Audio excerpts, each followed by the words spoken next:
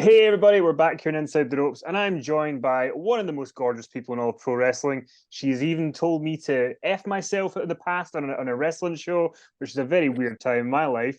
It's Saraya. Uh, How are you? it's me. Oh my gosh. I just remembered that actually. I was like, wait, what did I do? And I was like, okay, that makes sense. That definitely makes sense for me, for sure. I'm so sorry. You probably deserved it though. Well, I remember when that happened, that I went backstage and I was like, if you ever put that out anywhere, because you weren't going to be around at that point, I was like, don't have me in part of this, don't have my name. But anyway, it's so good to see you. And I feel Good like to if we see you. were Thank you. And I feel like if we were going to chat a year ago, people might not have thought that we would be chatting in this scenario. You as an active wrestler, you in AEW.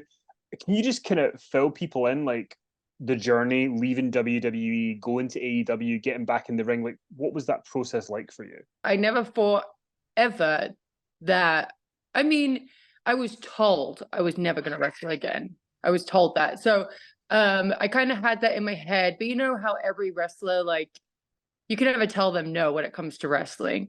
So, you know, the past like 5 years or so has been like really difficult, but at the same time, like I'm in a really good mental space, which has been a really positive thing. Because if I would have like lost my, career a couple of years prior to that, I don't know if I would still be around right now. It would be, so I'm like very, very fortunate in a way where it happened at a time where I have a really good community around me, like my boyfriend, my friends, my family. I have a really good, stable community around me that are always so positive.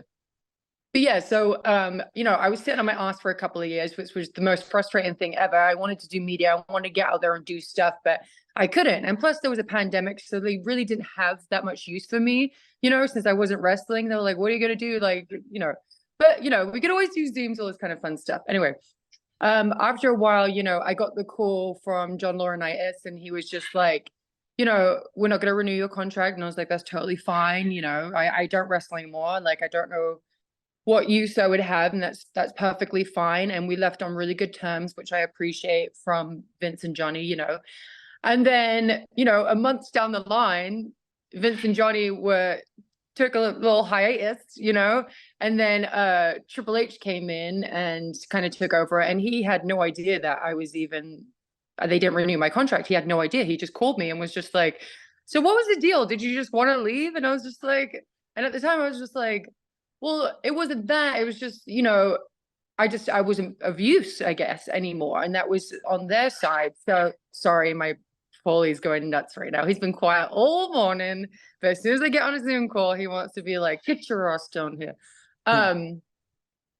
So yeah, so I had that conversation with Hunter, and he was really, really great. And he was like, if you want to come back, the door's open, and he was really, really gracious and kind, and he just always has been. And then I got a call from Jericho and Moxley and Britt Baker and, one of my best friends ever, Renee. And they were just like, you should come to AEW. And I was just like, well, if Tony's interested, he'll reach out to me. Like, I'm not one of those people that, when it comes to wrestling, like I want to reach. I've done a lot of that growing up in the business. Like I was constantly reaching out to promoters for a job, Mm-hmm. and I was just like, if someone's interested and wanted me to come to their company, my door's open. So I was like, if Tony wants to be part of that, I'm sure he'll give me a call, right? So then like they were like, you can come here. AEW is like a big family. You'll have the freedom to do whatever you want. And I was just like, yeah, but I don't know if I can wrestle. They were just like, it doesn't matter. We would just love you to be here. You can do something, whether it be help with a division, whether it be, be a producer, do something. And I was like, okay, like that sounds exciting, right? And they were like, yeah, and like the division's such a baby right now. We can build it, And so I was like, okay, like this do this thing. So then Tony gave me a call. And he was just awesome. He was so great. He was like, you can do whatever you want. Just make sure you come to work every week. And I was like, that sounds like the dream, right? It sounds like a dream. So then I was like, well, what am I going to do? And he was like, we'll work that out, but we'll definitely have a role for you, And then I was like, my neck was feeling really good. He was like, do you want to take a look at it and see what your neck progress is? And I was like, I would love to do that. Because WWE, like I asked to see my neck a few times, and the medical said that the book was closed on that and that they weren't going to keep checking on it, which was really disappointing. So if I wanted to check on my neck, it would have to come out of my own pocket. Her name was Stacy. That was her who said that, by the way. So it wasn't anything to do with like Hunter or anything. It was just that medical department, which I thought was a little unfair, but it's okay. But Tony straight away was like, let's set it up. So my manager and their team set it up, and then Halloween on the dot, it was wonderful, great day to be told that my neck was perfectly healed and fine and ready to go. And I could go 100 miles an hour if I wanted to, but I chose to take it slowly, because the first time I came back, it was only a couple of months in, and I got injured. That ended my career completely, right? And I just didn't want to do that again, because I was working Friday, Saturday, Sunday, Monday, Tuesday, doing all these crazy bumps and doing all these things. And I was like, I'm smarter this time. I have to be smarter. I'm starting my 30s here, and I just want to work smarter, not harder. You know what I mean? Like, yeah. I need to think about what I do. And people, on the internet get really mad about it, but I'm just like, no, I'm protecting myself. Like, it's like, I'm not scared to wrestle.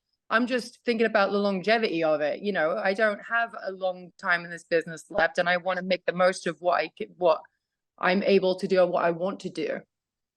And what was it like getting back in the ring? Like, what was the process like? How were you? Were you nervous? Were you feeling like that it's finally time? Like, what was your mindset?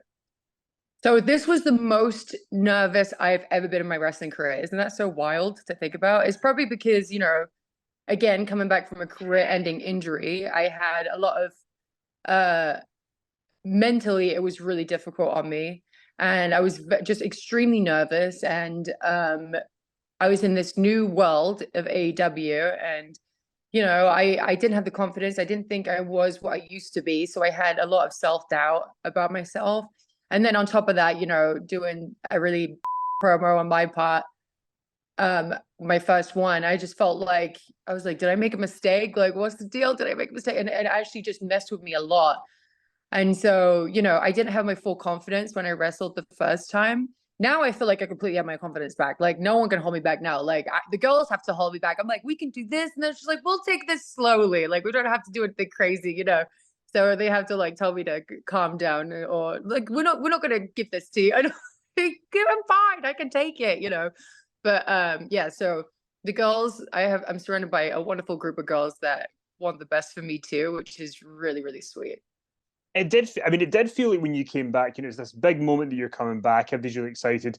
And when you and Britt kind of faced off, it did feel from a fan perspective that, like, because Britt was so beloved in AEW, Yeah. the fit just almost felt like, oh, I don't know if that fit as this is right. Did you feel that? Is that me going to, because it now feels like the role you're doing now is perfect. No, you're right. You're completely right. Because even like Britt loved being a heel, but it was so difficult to be a heel against someone that's coming in and saying they're a star and they did this and that and the other. It's hard to get behind someone like that, especially if they haven't been there since day one. Like Britt has been there. She was the first ever signee. She was there like day one in AEW, building this division, making it the way it is. Like she did that single-handedly, right? Right in the beginning. And then she helped get so many women signed, and and then they continue to help the division flourish. And so yeah, she was right. She was there during I think it's Jerry's Plays, I think is what it's called. But like when during the pandemic, she was keeping the company going too. She was the pillar. She really was. So from a fan's point of view, who are also AEW fans, are very, very loyal to their homegrown talent. And so me coming in, at first I was like, okay, I get the babyface pop, right? It was a great reaction.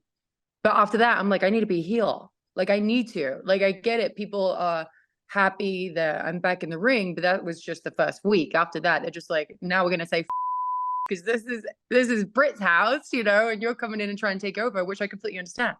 I'm going straight for like, the top dog and saying like, this is my house. And she's like, no, it's not, it's mine. And so, yeah, the crowd were rightfully so a little conflicted. And then the promos that Britt were delivering, I mean, she's a fantastic promo. And you couldn't help but get behind her because what she was saying, even if it was in a heelish tone, was accurate. I was curious though, because obviously, this means so much to you, right? To be a wrestler, to be back wrestling again. Was that a kind of instantaneous thing? Like when that promo was happening and were you just like, right, I need to be a heel? Or did that take you a little bit of time to get to? No, I wanted to be a heel straight out the gate, and they told me I had to be babyface when I walked out, right? The first time I Yeah. walked out. And I was like, I understand, but I flourish better as a heel. And if I have to get comfortable, I'd rather be a heel first, because with heel, I mean, it's easy to get people to hate you than like you. And so that I can just get in my stride and not be so offended if people are talking about me, because I'm like, hey, I'm just doing my job. You know what I mean? Mm-hmm. But yeah, I spoke to Tony about it, and then he was like, I have an idea. Just, get your and Britt's match out the way, and then, we'll have the like, I'll tell you my idea. And then he was like, I want you and Tony to be together. Just at first he wanted to, you know, protect me and stuff like that a little bit, which I appreciated. And I was like, and I love Tony Storm. Oh my gosh, she's an absolute angel. Her and Ruby are my babies. I love them so much. And so yeah. So at first it was like a protection thing, but then me and Tony were like, took it, and we were just like, we love this so much. And we all three of us, and then when we got told Ruby was joining us too, we were just ecstatic. We were like, this is awesome, because I love both those women, and we're literally friends like outside of wrestling, like they're some of my best friends. They're just so wonderful, and they have no ego about them, and they're selfless people. Like they're just like, and there's no like leader amongst all three of us too. Like we all have our things that we contribute to the group, which is really wonderful. So I just being told that and being heel and having fun with it finally. And again, people are getting mad about it, but we're having a good time. So no one can piss us off at this point. We're having a great time. Probably the most fun I've ever had. It also, I mean, I don't know if I'm just projecting this onto you guys without it being an actual thing, but it almost feels like all of you in different ways have points to prove that you want to prove in different ways, and Yeah. that's how it works so well. Yeah. Yeah. And like, Tony's always been the most like incredible wrestler. She's fucking awesome wrestler. Like you can't deny that about her. But what's really special about her right now is that she's really coming out of her shell with promos and character stuff, and she just is very comfortable in what she's doing. You can really see that. So she said to us before, she was just like, I just love this group so much because it took me out of my comfort zone, and I appreciate that. And then Ruby has never really had the chance to really, do her promos, and she's fantastic at promos, man. Like she is so good. And obviously AEW don't give you a script. You have to come up with your own stuff. And she's just such a genius in that department, And so, yeah, so she's just going out there and she's showcasing the talent that she's always had, but now people can really see it, and it's really awesome. And then I just have to prove myself to show that I still got it. I mean, I've been out for 5 years, you know what I mean? And like, I just want to have a good time. Like, and I feel like I'm showing that. Like, I feel like people can really see that all three of us are really thriving and having fun with the roles that we're playing. And I feel like one of the things that has been a criticism to the AEW women's division is the lack of kind of stories out with the matches. And I feel like with you guys, it feels that we're starting to get somewhere outside of Brett, who's always kind of had a story. Do you know what I mean? So yeah, no, totally. I understand. But also like that's pitching these stories and stuff like that. And so Britt is always pitching ideas. She's constantly coming up with ideas and stories and all that kind of stuff. And she always wants to do promos. And so she is always putting herself out there to do it, but and people get hard on her all the time because people always just like, why is she always on TV? Why is she always doing this? So I'm like, because she deserves it too. Everyone deserves some TV time, but also she's like really putting in all the work to try like building these promos, building this character and doing all these wonderful things. And so I feel like that is it influences a lot of the girls because a lot of girls see that and they do it too. And so I feel like a lot more girls are doing that nowadays. So there's more stories being held, like Jade and Taya Valkyrie and all that kind of wonderful things are happening. Sorry about my bird. Oh my gosh. And then with us, we were like, we want to do a slow burn story. We don't want to have a microwave story. We want to have an oven story where we take our time with it and like have fun and really sink our teeth into it. And we kind of dragged our heels with it a little bit and was like, we're not doing that this week. We want to do this week. And the wonderful thing is that you have Jericho and Moxley too, who are so like, if you ask them to like help you out, like maybe like, they'll come in with us to talk to Tony and stuff like that. And we'll all have a conversation. And Tony's always very receptive. You just have to ask, you know what I mean? And he's usually very receptive. And if he doesn't want to do a certain idea, he'll just be like, I love it, but I want to do this week, and maybe we can do that next week or the week after or whatever. He's always very receptive. Yeah. And it really helps, you know, pitching the idea to Moxley and Jericho too, to see if they like it and stuff like that. And if they like it, then we're like, okay, let's go speak to Tony about it, instead of like, you know, in case we waste our time, you know. So I just feel like now, like, this story and it's working is going to open more doors for more storytelling too. And I do quickly want to ask you about the match with Britt at Full Gear. Like, I mean, that's your first match back. Talk about that day. Talk about the experience of where your head was at about, you know, this is the first one. It's happening. Yeah, so it was the most nerve-wracking I've ever been in my career. Like, you know, I debuted and won the Divas Championship. That was terrifying, right? I was the first ever NXT Women's Champion. Like, that was the first match on the WWE app, Network. Right? Network, sorry, yeah. And so I've had experiences in my wrestling career where I was nervous. Doing a tryout for WWE was nerve-wracking in itself. I mean, you're wrestling in front of stars like Edge and Randy Orton and all that kind of stuff, who were like the head talent at the time, you know, Big Show and all that kind of. And that was nerve-wracking. But the thing that made me the most nervous was making a return after a career-ending injury. I never thought I was going to be in that position again. Mentally, it was a really difficult time. I was very, very, very stressed.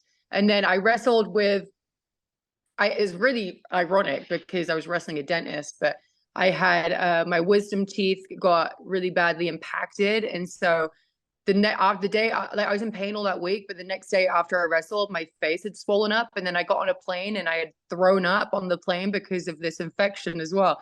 So I was like, there was a lot going on and a lot of stress. And again, Tony was so wonderful. That's why the week after my match, I wasn't at TVs or appearing on TVs, because I was at the dentist getting the taken out, you know? And so, again, they were really helpful. Like, it was a really good company to be in when you're under a lot of stress, because they're very, they have a lot of empathy, and, you know, the lawyers there have a lot of empathy. And so, you know, so it was a very, very, very stressful time, like very stressful. When I get stressed as well, my eyebrow hairs fall out. So a lot of my eyebrow hairs just get falling out from the stress and stuff like that. And yeah, it was just a lot. And I'm so happy that I'm past that point now, because man, the anxiety, the panic attacks and everything that goes into that. And, you know, I have not watched the match back. I will not watch the match back. I can't, because I know I wasn't 100% myself at that point, and I just cannot watch it. There's no friggin' way I'm going to watch that match back. And that's nothing to do with Britt. That's all to do with me, because I can't watch myself. Now I can watch matches back, and I'm like, okay, I can see I'm getting my confidence back now, but like, I will never watch that match ever. But I guess it is that weird thing that for you, you're never going to be able to come back after 5 years and immediately be 100% happy, right? Even if other people like it, you're going to be harder on yourself than anyone else. Yeah, and like, you know, I already knew I was going to be like very rusty, and because I mean, there was only a short period of time where I was able to, from the time I got cleared to the match, I had like a short period of time to try and get the ring rust off and try and get my cardio as perfect as possible, because wrestlers will tell you in-ring cardio is different to be able to run like circles on a freaking, you know, like or on an elliptical or something like that. Like, the cardio in ring is so different. Like, my dad is not the healthiest of dudes, but he can go an hour in the ring, no problem. Right. It's like the endurance of being in the ring is just such a different feeling. So I'm like, I feel like I can run and I have some, you know, I have some energy, but once I'm in there under the lights and sweating and, you know, like, it's just a whole different freaking ball game. So I just felt like, yeah, I wasn't 100%. So I just felt like I had my head down, and I called my boyfriend after the match, and he was just like, I could tell you were blown up. You couldn't lift your head up. And I was like, yeah, you're absolutely right. And I got back, and Jerry Lynn was like, you have to keep your head up, keep your head up. I was like, Jerry, if I lifted my head, I would have passed out. Like, you have no idea how hard that was for me. I just started laughing. I was like, I'm so sorry. I know I made it like, you know, I wasn't selling my best. I wasn't doing my best, but you know, it's reps though. So I just needed to get a few matches in before I was at my full comfortability, if that's a word. Well, and you've talked about, you know, you've wrestled at WrestleMania, you've been NXT Women's Champion, you've done a load of cool stuff in your career. What are the goals for this run? Is there a goal? Is the goal just to have fun? Oh, 100%. I mean, I can't go into another company without becoming the champ. So Jamie Hayter is next. Yeah, so I would love to have a Wembley match for a championship. I would love to win the championship, off Jamie, or have a friendly one with Tony. Hopefully we can just lay down and that be easy like that. I don't want to have to fight her. I would hate to fight Tony. She's wonderful. But I'm ready to take all the championships. I'm ready to take them all. Let's talk about Wembley. I mean, AEW doing Wembley. I mean, in my mind, right? I don't mind. I sound like an idiot here. I was going. I think 50 to 55,000 is a big success if that's what AEW get. And already it's like 65,000. It's going to be more. Yeah. How did you find out initially it was going to be happening, and what was your reaction? So we knew it was going to be happening, that we were going to go to the UK. We didn't know what the building was going to be. We just thought it was going to be like maybe the O2 or something like that, like regular wrestling shows usually done. So when we heard about Wembley, I was one of the people that said it will sell out. I was like, you don't understand the Brits.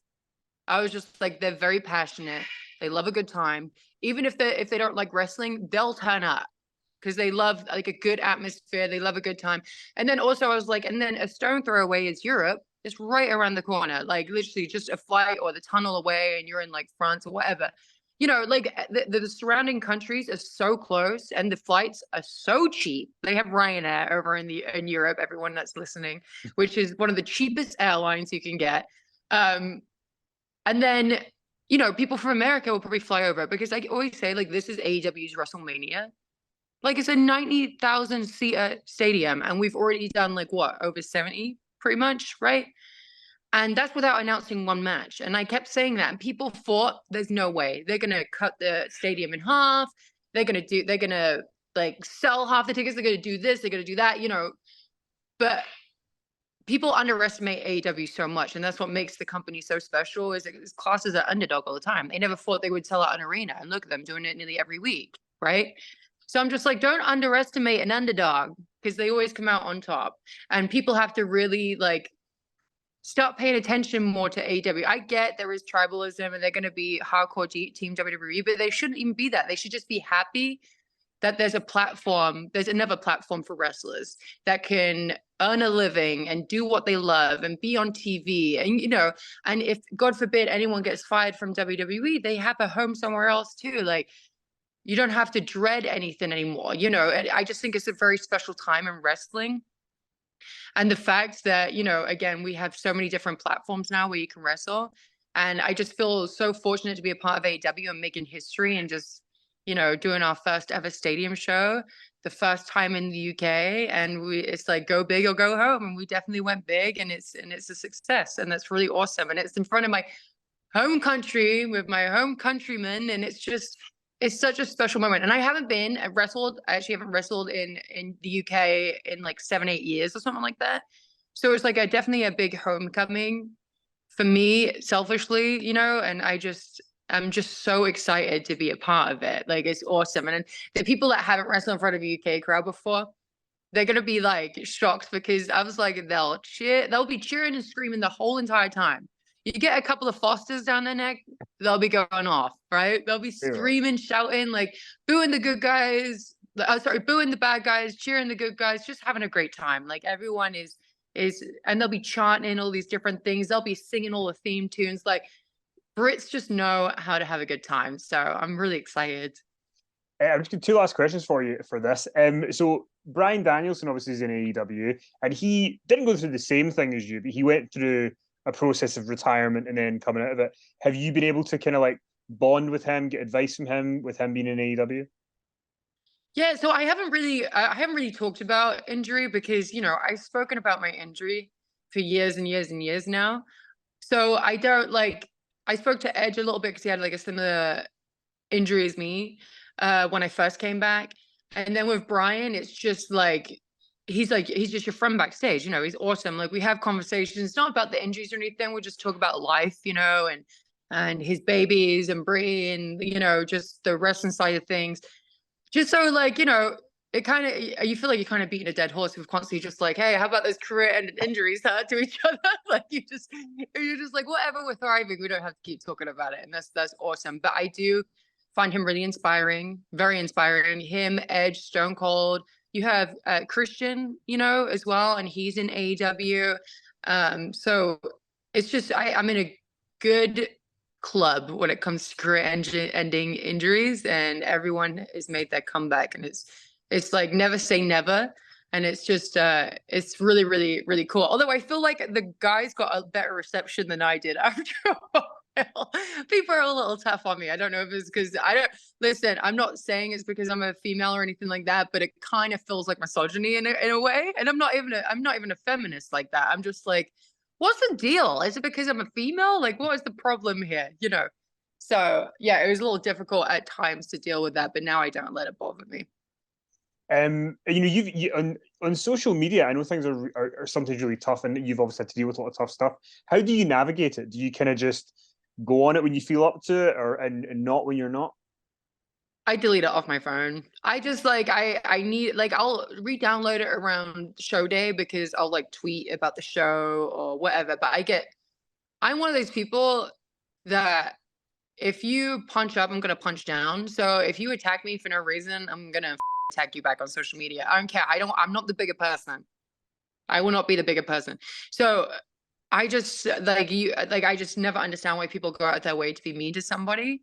And my dad's always like, if someone starts it, make sure you finish it, right? So I'm always just like, you're gonna get this back, because people don't realize on social media that it's not just that one comment that you're getting and you just get mad about it, right? It's not that. If it was just one comment, you can just breeze past it.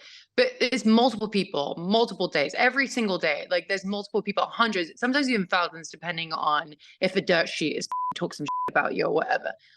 Or twisted your words, or did a headline where people don't even bother reading the article, so they just attack you about it, right? And so they just think it's like that one comment, and they don't understand, like, hey, I'm allowed to bully you, person with a platform, but you can't do it back to me because you have to be the bigger person. No, just because I have a bigger platform, it doesn't stop me from snapping back. There's no way, shape, or form. They forget that you're human at the end of the day.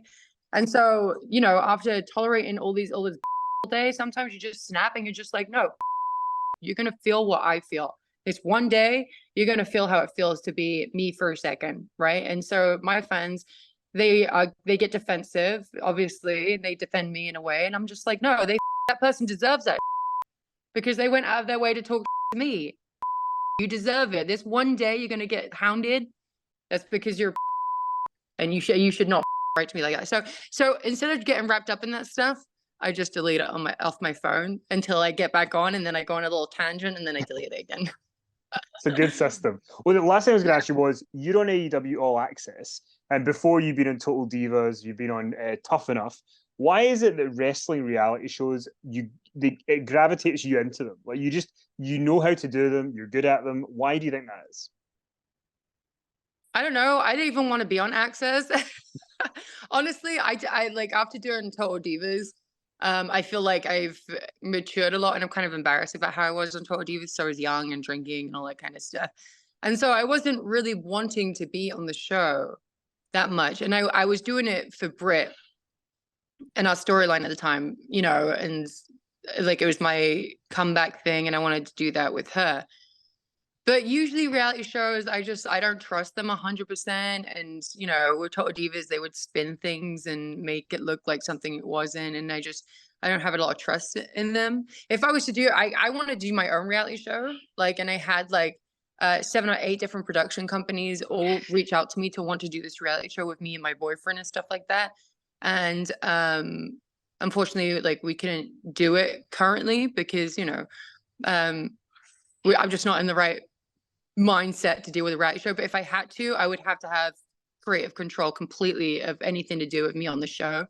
And so they were allowed to use bits and pieces of me on All Access and stuff like that. But and I love that, Britt and Adam and everyone else is getting the time, because reality shows do help. They do, and they reach markets that are non-wrestling markets, and it brings more eyes to the show and stuff like that. But I don't want to be a full-time cast member for it. That's not something that I want to do. And for some reason, they always want me to be on it. I don't know why. You're Maybe very because good. I am very outspoken, or I don't care about what comes out of my mouth when I'm speaking. I have a lot of verbal diarrhea. So maybe it's good TV. I don't know. I don't know. Maybe it's because I've been very controversial in my career, so they think something else would happen that will send people into a frenzy. I don't know, but they do. They like me being a part of it, and I cannot do that side of things anymore. Not for right now, currently. I'm watching that entrance from the best seat in the house every night. The Undertaker gets up there and, he turns on the lights, and the powers that only he has. He steps into the ring, and Paul Bearer opens his mouth to reveal a slice of cucumber on his tongue. At which point, the dead man literally starts dry heaving in the middle of the ring.